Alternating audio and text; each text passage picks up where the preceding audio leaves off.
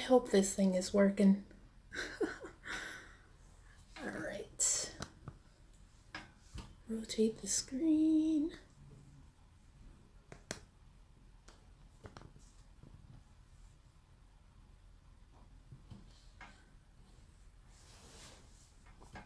I hope this is showing correctly.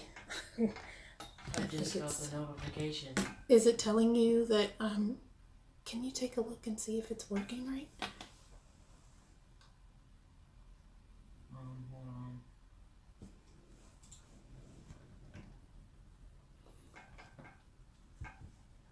Hi everyone!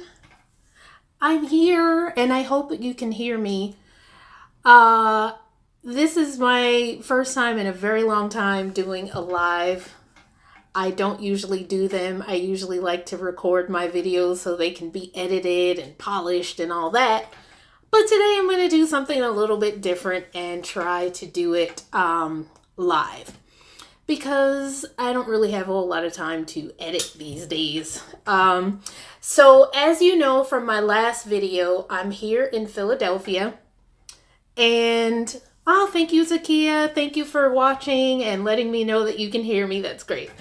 So I'm here in Philly and I am, doing some work here that I needed to do and take care of in the city. But, as usual, I always want to try to take some time to see what the dating is like. And I used to live in Philly about 9 years ago, so I've been living in Puerto Rico for the last umpteen years, and so I haven't been here in a while. So, of course, when I get here, I decided I'm going to, jump on Bumble when I have time and see what's out there. So this past Friday night, I went out on a date with a guy. Now, we had been talking for a little bit, and, during the week we would chat, and he told me, the thing is, his profile was interesting because it said right up front, I am unemployed, I am an ex, whatever his job was, and that he is currently unemployed, and that he is, thinking about going back to school and becoming a starving artist and all this. And I think through the conversation that we were having, that he was probably thinking that I, or most women, would kind of run for the hills with that. But I found it kind of interesting that he was so upfront about the fact that he was unemployed and, what he kind of had going on with his situation. So I swiped and we had been chatting. So we decided to go out on Friday night. And what I loved about him, and what I find is so unusual about him, is that he actually made reservations at a place. I didn't have to look anything up. I didn't have to go and decide and all that. The only thing I needed to decide was what day and time I was free. And basically, he kind of took it from there. That I loved, okay? Because I'm so tired of being in situations where, I have to kind of initiate that we're going to meet up. And then after I initiate, I got to Google a bunch of stuff to give him suggestions and all of this stuff. So I love that he took the reins. He said, okay, well, let's meet at this restaurant at, and I told him 7 o'clock was good for me. And he said, let's meet there. And it was perfect. So I Googled it just to make sure it was a real place before I went. And we decided to meet up there. So I got on the train on Friday night. I started out in heels, but it has been so long since I wore heels. So I got outside, around the corner in those heels, and I was like, not today. It ain't happening. So I came back and put my sneakers on and went back out on my date. And I was very happy that I did, and you'll see a little bit why later. So I met him at the restaurant. We got there. And he was a really nice guy. I thought he was really handsome and everything. He had a really full beard. And that'll be important later. So keep that in mind. It was really full, but he was nice. He was a really nice looking guy. He dressed nicely and everything. And so, from initially, I felt some chemistry. Okay. So we got inside, we sat and we chatted a little bit while we were waiting for drinks and everything. And we just talked about he was in the military and how he had been to he had been in Iraq and Afghanistan and all of that. And, I found that to be interesting. And he told me that he had had a traumatic brain injury and some other things that had happened with him. We didn't get into a whole lot of the details, but, it was interesting conversation and, telling me some of the stories from his military career. So it was fun. And then we talked about politics, of course, and all of that. So we had dinner. The food was delicious. And then once we left there, we decided that we were going to take a walk around the city, which, at night, the city of Philadelphia, especially the downtown part, now I'm not talking about the hood part, but the downtown part is really nice and it's pretty romantic. Like, I like it.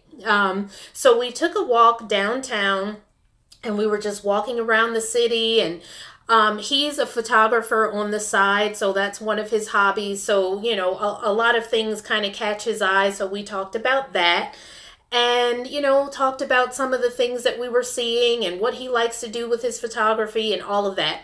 So as the date was going on, we were getting kind of comfortable with each other and everything. And just walking around the city and also kind of trying to keep warm because it was starting to get cold. Yes, Friday night, we had this really great weather, but then it started to get cold. So we kind of were just cuddling a little bit, and we sat in this like picnic area that's near the city hall and just sat down and talked. And then, that's where he kissed me. And it was interesting because I really didn't know what to do with all the hair.